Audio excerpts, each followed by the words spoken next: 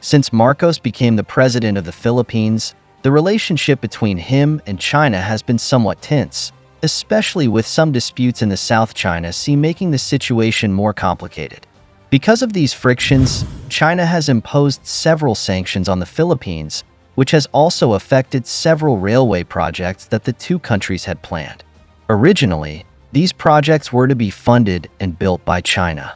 Now that the talks have collapsed, the Philippines has had to give up and start looking for support from other countries. In April this year, the Philippines proposed an idea in a trilateral meeting with the United States and Japan, hoping that they could take over these $800 million railway projects. Although this seems to be a good opportunity, some experts have raised questions and are worried that this may lead to the failure of the project. So, how important is this railway project to the Philippines? Do the United States and Japan have the ability to complete the railway? If you like our video content, please click to subscribe to my YouTube channel so that you can receive all our latest video content. Now, let's get into today's topic.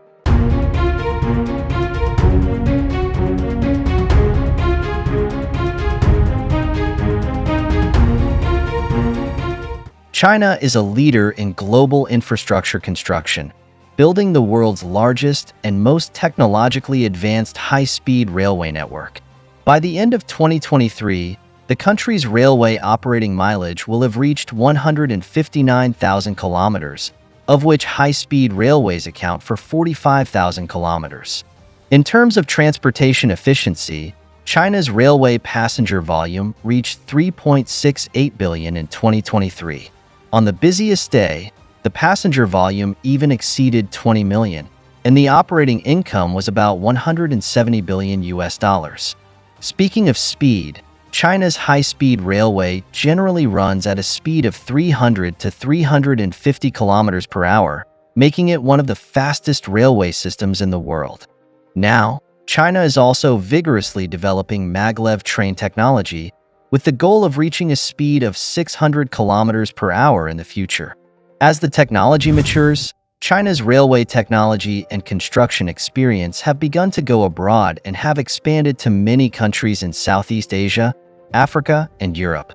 The advantages and achievements of this technology have made many countries eager to try and hope to introduce similar facilities. At the beginning, the Philippines also hoped to obtain China's high-speed railway technology through cooperation. In 2021, President Duterte proposed a grand railway plan called the Luzon Economic Corridor with a total investment of up to 5 billion US dollars. This project aims to promote the economic development of the Philippines, which requires the construction of three major railway lines: the Subic-Clark Railway, the Philippine National Railway South Line Long-Distance Railway, and the Davao-Digos section of the railway in Mindanao. The Subic-Clark Railway is located in central Luzon Island, with a total length of 71 kilometers and an estimated cost of 800 million US dollars. The railway connects the Subic Bay Freeport Zone and Clark International Airport and seamlessly connects with the Philippines' Northern Railway System, which can bring new development momentum to the regional economy. Another longer line is the Philippine National Railway South Line, which is about 380 kilometers long and runs from Calamba City in Laguna Province through Albay Province to Daraga City. This railway line spans two regions, 4 provinces and 39 cities, which will significantly shorten the current 12-hour journey to only 4 hours, which is a huge convenience project for residents along the line. The third line is the Mindanao Railway with a total length of 1,532 kilometers. This line will connect important areas such as Davao Province and General Santos City. Among them, the first phase of the Tagum-Davao-Digos section is 102 kilometers long. It is expected that once the Luzon Economic Corridor Railway project is completed, it will greatly improve the infrastructure level of the Philippines and inject strong impetus into the country's economic development. In order to successfully build the railway, the then-President Duterte chose to cooperate with China. In January 2022, the Philippine Department of Transportation established a joint venture with 3 Chinese railway companies and signed a contract with a total investment of approximately $5 billion US. According to this agreement, China will provide loans to the Philippines to support the construction of these railway projects. From the initial cooperation, these major projects seem to be full of hope. They seem to have embarked on the fast track of China's infrastructure. From loans to technical construction, it does not seem to be a problem for China. However, things did not develop as expected. Not long after, the Philippines unexpectedly announced that it would abandon cooperation with China. So, what happened? In fact, all these reasons stem from President Duterte's resignation in June 2022. When Marcos took office, the United States' involvement in Philippine politics deepened, and the Philippines' foreign policy began to change, gradually deviating from the previous friendly cooperation route with China. In 2023, the Philippine government also sent ships to enter the South China Sea without China's permission many times to deliver building materials to an abandoned Philippine warship stranded, which caused the Chinese Coast Guard to block it.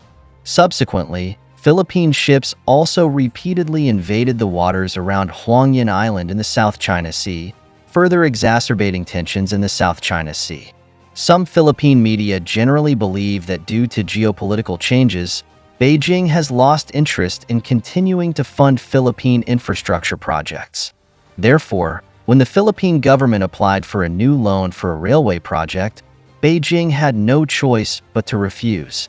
Some Philippine railway experts believe that losing China's loans is a huge loss for the Philippines. Under this cooperation, the railway projects undertaken by China are all progressing in accordance with the contract. For example, the South Line long-distance railway project has not only completed the basic design, but also started the design and construction preparations for land acquisition, resettlement of affected residents, and housing construction. If these collaborations are suddenly interrupted, the Philippines will face the dilemma of planning and implementing these projects from scratch. Later, President Marcos instructed the Ministry of Transportation to renegotiate with China, hoping to reach a new agreement on the loan agreements for the 3 major railway projects signed during the Duterte period in order to continue to obtain Chinese funding to complete these key infrastructure projects. However, as the Philippines' disputes in the South China Sea continued to escalate, China eventually rejected the request. Since these 3 railway projects are critical to promoting the development of the Philippines' economy, the Philippines has been seeking international partners. However, the Philippines has a complex terrain and most of the country is mountainous, which has brought considerable challenges to railway construction, making it difficult to find a suitable partner. It was not until April 2024 that Philippine President Ferdinand Marcos, U.S. President Joe Biden, and Japanese Prime Minister Fumio Kishida made a breakthrough at the first trilateral summit. At this meeting, the Philippines specifically proposed a key project in the Luzon Economic Corridor Plan, the Subic-Clark Railway, hoping that the United States and Japan would jointly invest $800 million to support the construction of this project. Subsequently, on May 20th, the 3 countries formally established the Luzon Economic Corridor Steering Committee, the main task of which is to accelerate the coordination of investment by the United States and Japan in important infrastructure projects in the Philippines, including not only railways, but also port modernization plants. However, this decision has been questioned by some Western engineers, who believe that the Philippines' choice may be a bit stupid. Why do you say that? In fact, Japan does have some worrying cases in infrastructure project management. Take a project in 2017, for example. India spent about $15 billion to ask Japan to help build a high-speed railway from Mumbai to Ahmedabad, with a total length of 508 kilometers and 12 stations. But the project has been slow to progress. After more than 7 years, only more than 10 kilometers of construction have been completed, and it is even at risk of being shelved. The situation in Vietnam is similar. As early as 2006, the Ho Chi Minh City to Hanoi high-speed rail project, jointly undertaken by Vietnam and Japan, has not been completed to this day. These cases highlight the obvious delays and management problems in some infrastructure projects in which Japan is involved. Now that the Philippines has chosen to cooperate with Japan, it also faces the risk of becoming the next country to be plagued by infrastructure delays and project delays. The same is true for the United States. As the most developed country in the world, the United States railway system was once the most advanced in the world. But over time, this advantage has gradually disappeared. In recent years, due to the lack of high-speed railways and modern facilities, American railways have faced a series of problems, such as declining passenger service quality, train delays, slow running speeds, and outdated facilities. According to statistics from the U.S. Department of Transportation in 2023, nearly 13,000 trains were delayed nationwide, and more than half of the trains were delayed by more than 30 minutes. This situation not only affects passengers' travel arrangements, but also causes considerable trouble for logistics and transportation. Now, many U.S. railway facilities have been in service for decades, and some have even exceeded their expected service life. Faced with these aging railway facilities, the United States has not found an effective solution to improve and upgrade them. This also illustrates some bottlenecks in the United States in railway technology updates and infrastructure management. In this context, it is difficult for the United States to really help the Philippines build railways, and the cost may be higher. In my opinion, now the Philippines hopes to cooperate with Japan and the United States to build railways, but there will definitely be many challenges in project implementation. This includes the integration of technical standards, efficiency of project management, budget overruns, and delays in construction, all of which may seriously affect the reliability and successful execution of the project. Moreover, if the Marcos government's strategy for railway construction is wrong, the gap between the Philippines and other countries in infrastructure may become wider and wider. In today's world, I think only through cooperation and win-win strategies can sustainable development be truly achieved. So what do you think? To not miss out on our future projects and news updates, please make sure you subscribe to our channel and turn on notifications.